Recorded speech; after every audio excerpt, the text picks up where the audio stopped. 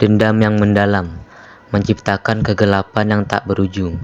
Namun ketika kegelapan itu semakin pekat, ketakutan merasuk ke semua asa yang bahkan dapat dirasakan oleh kegelapan itu sendiri. Kepergian Raden Arya Mangkubirawa dan kedua anak bungsunya meninggalkan kepedihan bagi ke-10 anaknya. Sebuah kesalahan fatal yang seharusnya tidak harus terjadi seandainya mereka lebih waspada. Santet Balung Ireng. Hanya dengan sebuah kalimat yang dikatakan oleh Karjo, seluruh pusaka keramat milik ke-10 Rojo bergetar, seolah tidak ingin terlibat dengan santet itu. Ke-10 Ingon yang sudah berumur ratusan tahun sangat mengerti mengenai kengerian santet ini dan resiko yang terjadi setelahnya. Namun perintah Karjo mutlak, tidak ada satupun saudara yang menentang keputusannya, apalagi para abdi yang mengikuti mereka. Pada saat keadaan semakin mencekam, rumah waras mengeluarkan titah untuk warga agar selama 30 hari semua warga dilarang beraktivitas di luar rumah. Semua kebutuhan hidup akan ditanggung para rojo dan disalurkan oleh para abdi yang ditugaskan. Setiap rumah diberi kembar mayang yang telah disediakan oleh rumah waras untuk melindungi warga dari kemungkinan buruk yang akan datang. Hari ini tepat 7 hari setelah titah disampaikan. Sudah dipastikan tidak ada warga yang keluar dan melanggar perintah dari rumah waras. Selama 7 hari itu pula langit begitu gelap dan awan mendung tidak pernah berhenti menyelimuti desa.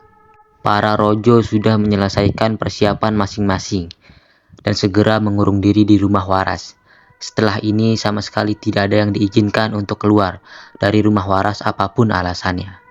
Malam ini adalah persiapan terakhir para rojo memakai pakaian kebesarannya dan mempersiapkan ke-10 pusaka yang telah diruat. Di malam inilah Karjo melakukan tirakat terakhir untuk mempersiapkan jiwa dan raganya serta mengumpulkan ke-10 Ingon yang masih tersisa. Saat itu semua rojo tanpa terkecuali memegang pusakanya dan membacakan mantra pemanggil. Angin bertiup kencang di sekitar rumah waras. Hawa dingin yang tidak biasa dapat dirasakan hingga beberapa kilometer dari tempat itu.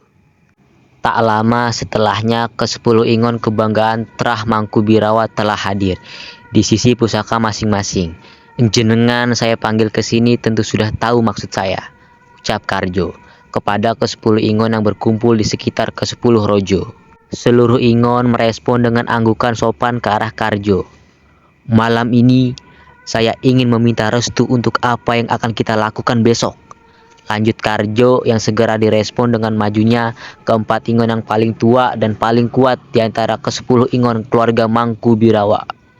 Keempat Ingon itu adalah Kiranu dari pusaka Ronggolewu milik Broto, Patih Gadang Ireng dari pusaka Ronggonyowo milik Marji, Patih Mahareksa dari pusaka Batara Abang milik Warjo, dan terakhir adalah Raden Jaya Dwipa dengan pusaka Keris Ireng milik Karjo sendiri. Santet Balung Ireng adalah santet yang memiliki resiko besar.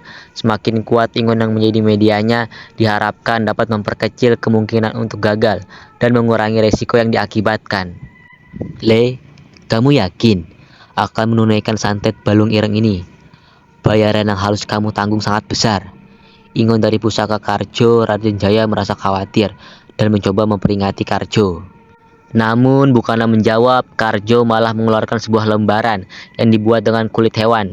Di atasnya tertulis untaian aksara rumit yang ditulis menggunakan darah Karjo dan 9 saudaranya yang menanggung santet ini. Ini, kami sudah mempersiapkan ini sebagai bayarannya, ucap Karjo. Di hadapan ke-10 Ingon melihatnya dengan bergetar. Sekarang mereka yakin Karjo tidak menginginkan sedikit pun kegagalan sehingga menyiapkan bayaran sebesar ini. Setengah dari sukmamu dan ke-9 Rojo atas bayarannya. Ini sangat besar, peringat Raden Jaya kepada Karjo. Lawan kita adalah Kisedo dan sisa antek-anteknya. Bayaran yang pantas untuk memastikan permintaan terakhir Bapak bisa terwujud, ucap Karjo dengan tegas, yang disetujui oleh 9 saudaranya. Ketika kehilangan setengah dari sukmanya, para Rojo akan kehilangan sebagian kesaktian, bahkan mungkin sebagian umurnya. Tidak jarang bila sukmanya memang sudah lemah, sejak awal mereka akan langsung mati. Kali ini Karjo mengangkat kepalanya. Terlihat air mata dendam mengalir di pipinya. Tekad kami sudah bulat. Santet Balung Ireng harus dilaksanakan besok malam tanpa belas kasihan. Darah hitam mereka harus tertumpah tanpa bersisa. Ketika kami merayakan pembalasan dendam kami, di situ kalian bisa berpesta di atas kematian mereka, ucap Karjo yang penuh dendam. Sebelumnya Karjo belum pernah berucap sesadis ini. Malam itu juga, sebuah kesepakatan terbentuk di antara ke-10 Rojo dan ke-10 Ingon yang mengabdi kepada mereka. Esoknya, hari yang diputuskan telah tiba. Ke-10 Rojo berkumpul di pendopo masing-masing. Dengan meletakkan pusakanya, terbenamnya matahari di ufuk barat merupakan tanda ritual harus segera dimulai. 4 ekor ayam cemani, 4 kerbau hitam, 4 kambing hitam disembelih di hadapan ke-10 pusaka, dan darah hewan itu dikumpulkan jadi satu dengan dan 4 mangkuk darah dari pemilik pusaka tertua.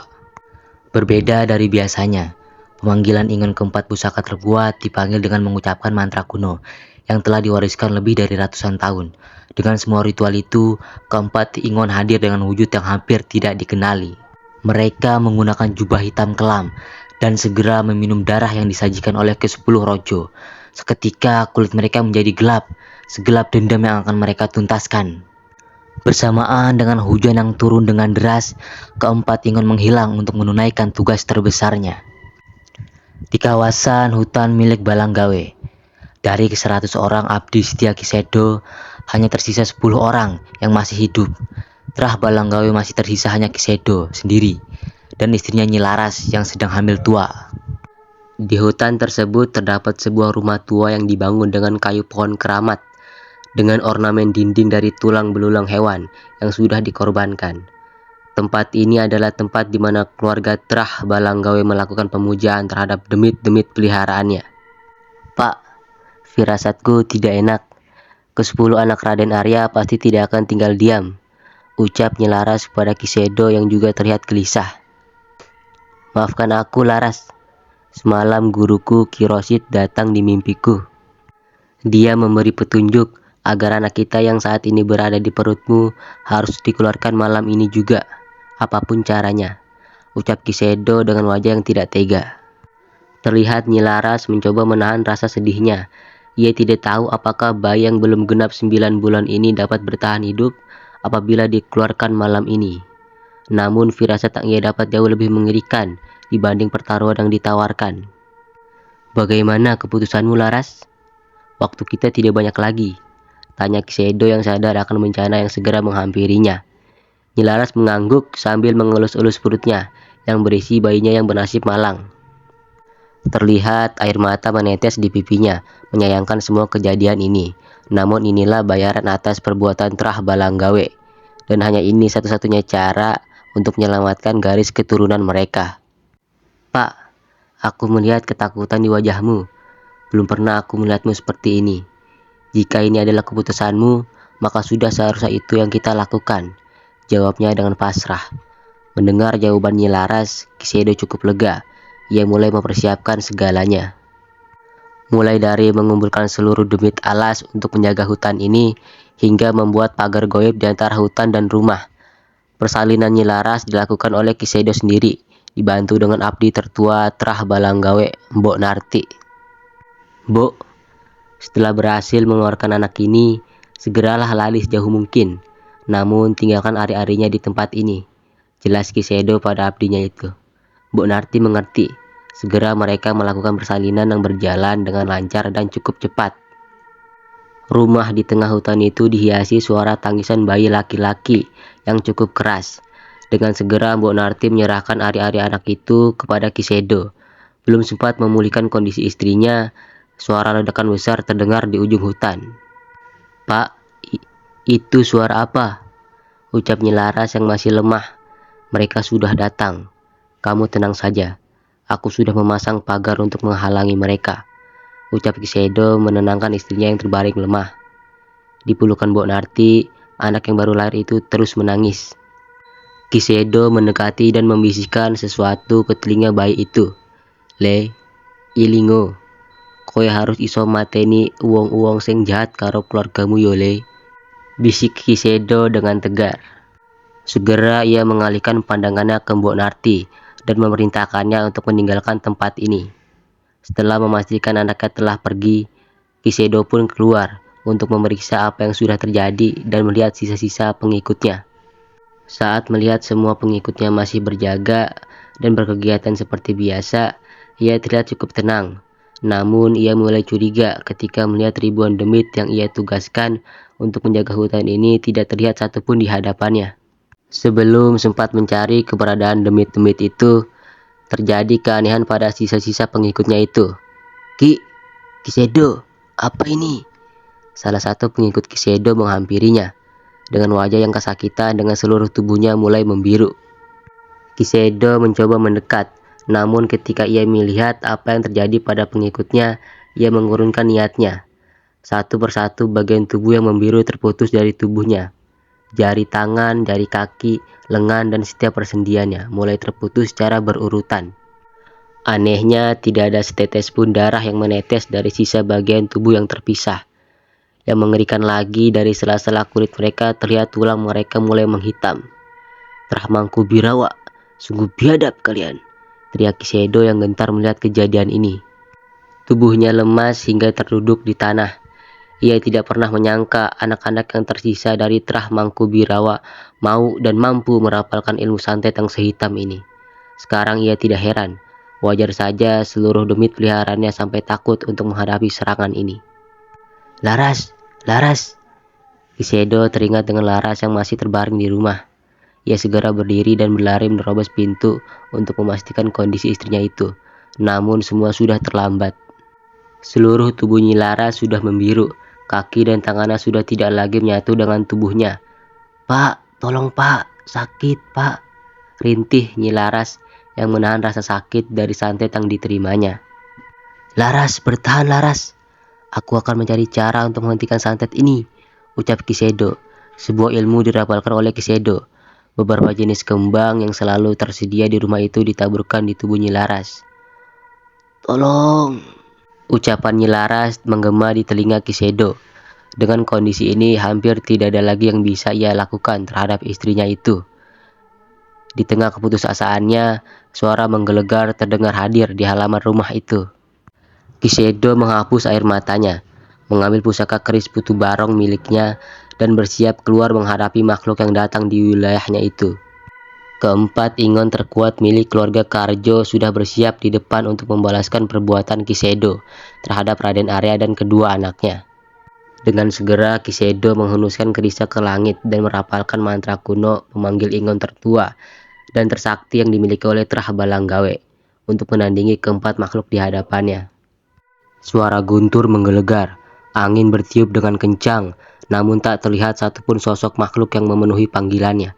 Kisedo merasa heran, namun sebelum sempat merapalkan mantranya lagi, terdengar suara menggema di hutan yang hanya bisa didengar oleh Kisedo. Hahaha, tak ada gunanya. Nyawamu sudah di ujung tanduk. Tak ada untungnya kami membantumu saat ini. Itu adalah suara Ki Batur Ijo, ingon paling tua dan sakti milik Balanggawe. Ki Batur Ijo, apa maksudmu? Kau mau berkhianat dengan Trah Balanggawe yang telah mengikat perjanjian denganmu? Teriak Kisedo mencari penjelasan. Berkhianat? Tidak Kisedo, aku akan membalaskan dendammu. Saat ini aku akan mengikuti anakmu dan memastikan ia akan siap untuk menerima tugas pembalasan dendam ini. Jelas Ki Batur Ijo yang masih menolak untuk membantu Kisedo. Dan untuk kamu, nikmatilah sebaik mungkin rasa sakit dan kepedihan yang akan kamu terima sebentar lagi. Hahaha. Terdengar suara tawa menggelegar seolah menikmati penderitaan Kisedo saat ini. Tak lama setelahnya, suara itu menghilang bersamaan dengan hilangnya keris Putu Barong dari tangan Kisedo. Pak, sakit pak. Terdengar suara rintihan dari dalam rumah. Kisedo yang cemas dengan keadaan istrinya tidak mempedulikan musuhnya di luar dan menghampiri suara itu. Namun semua sudah terlambat. Saat ini terlihat leher Nyi Laras sudah terpisah dari tubuhnya. Mata dari kepala yang sudah terputus itu masih melirik ke arah Kisedo dengan air mata yang menetes. Sakit. Suara Nyi Laras mulai menghilang. Tidak lagi terlihat pergerakan dari tubuhnya. Ia mati dengan mata yang masih terbuka dan bekas air mata di wajahnya. Terkutuk kalian Trah Mangkubirawa. Rasa sedih bercampur marah terdengar dari teriakan Kisedo saat itu. Tidak berhenti sampai di situ. Setelahnya suara dari halaman terdengar jelas di telinga Kisedo dan segera menghampirinya. Itu adalah suara yang muncul dari kepala anak buahnya yang telah terpisah dari badannya meminta pertolongan. Ketakutan yang amat sangat mulai menghantui perasaan dirinya. Suara-suara itu terus bergema di telinganya sampai akhirnya tanpa sadar ia melihat tubuhnya juga mulai membiru. Rasa sakitnya mulai menjalar. Ia mulai merasakan seluruh bagian tubuhnya seolah tertarik mencoba lepas dengan sendirinya dari tubuhnya. Bajingan kalian! Harusnya ribuan demit yang kukumpulkan cukup untuk menghabisi kalian. Teriak Kisedo yang masih berharap demit-demit pengikut-pengikutnya masih bisa membantunya. Kakek tua bodoh, kami ini bukan demit. Kami ini berasal dari berbagai macam kerajaan. Dan tidak sedikit dari kami adalah para panglima yang pernah menaklukkan lebih dari puluhan kerajaan. Jangan bandingkan kami dengan demit-demit cecenguk andalanmu itu, ucap Raden Jayadwipa yang memastikan Kisedo Balanggawe sebagai orang terakhir yang menerima santet balung ireng, sekaligus memusnahkan terah Balanggawe di rumah itu. 15 tahun berlalu, udara panas di tengah malam membuat seorang anak muda terbangun dari tidurnya di sebuah rumah. Rumah itu adalah rumah yang tidak sengaja ia temui saat kabur dari rumah majikannya. Saat ia keluar kamar, terdengar suara seperti ada seseorang di dalam rumah itu. Ia mencoba memperhatikan dengan khusyuk dan akhirnya menemukan suara itu berasal dari kursi goyang yang ada di teras. Pemuda itu berjalan keluar dan mendapati seorang pria tua tengah duduk sembari memainkan tongkatnya. Sejenak ia berpikir bahwa pria ini adalah pemilik rumah. Sepurane mbah, kula wis lancang masuk ke rumah jenengan tanpa izin, ucap pemuda itu. Namun bukannya mendapatkan jawaban, kakek itu malah tertawa keras dengan suara mengerikan. Bersamaan dengan tawa itu, terdengar juga suara tawa lain dari seluruh penjuru rumah tanpa dapat terlihat asal dari suara itu. Pemuda itu merasa ketakutan. Ia berlari meninggalkan rumah itu dan terus berlari. Sepanjang jalan pelariannya, berbagai macam makhluk gaib berdiri berjejer seolah mengarahkan bocah itu. Waktune wis teko. Semua makhluk gaib yang ia lewati meneriakkan hal yang sama di telinganya. Pemuda itu berlari hingga kelelahan dan terbaring tak sadar di salah satu rumah warga di sebuah desa. Di pagi berikutnya, pemuda itu terbangun. Kali ini di depannya terdapat berbagai macam makanan dan seorang wanita yang sudah berumur. Ia memaksakan dirinya untuk duduk dan mencoba memberi salam. Namun sebelum sempat berbicara, wanita itu membuka pembicaraan terlebih dahulu. Kamu asalnya dari mana, Le? Kok ibu ndak pernah lihat kamu di sekitar sini? Tanya wanita yang menjaganya sambil menyelesaikan jahitan pada selendang yang ada di tangannya. Saya dari dusun Ngalor, Bu. Saya kabur dari rumah majikan saya setelah tidak kuat atas siksaannya, jelas pemuda itu. Saya dikejar oleh preman suruhannya hingga tersesat di hutan. Mendengar ceritanya, wanita itu meletakkan jahitan di tangannya dan mulai memperhatikan si pemuda. Kasihan kamu, Le. Terus bagaimana kamu bisa sampai ke sini? Sekali lagi wanita itu mencoba mencari tahu asal-usul pemuda itu. Di hutan, saya tersesat di sebuah rumah.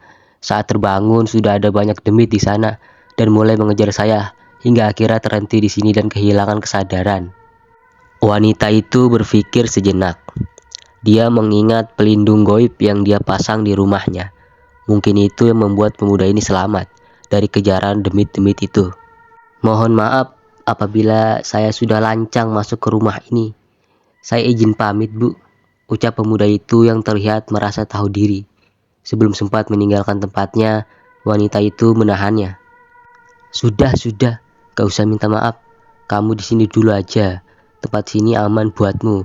Kalau kamu mau, kamu bisa membantu mengurus ternak milik keluarga saya. Wanita itu mencoba menawarkan kemungkinan terbaik untuk membantu pemuda itu. Yang bener, Bu. Matur suwun sanget, Ibu. Sumiati. Nama saya Sumiati. Panggil saja Bu Sum. Pemuda itu segera menghampiri wanita itu dan mencium tangannya untuk menyampaikan rasa terima kasih dan baktinya. "Lah jenengmu sopo le?" tanya wanita yang senang ketika pemuda itu menerima tawarannya. "Nami kulo Tohabu,"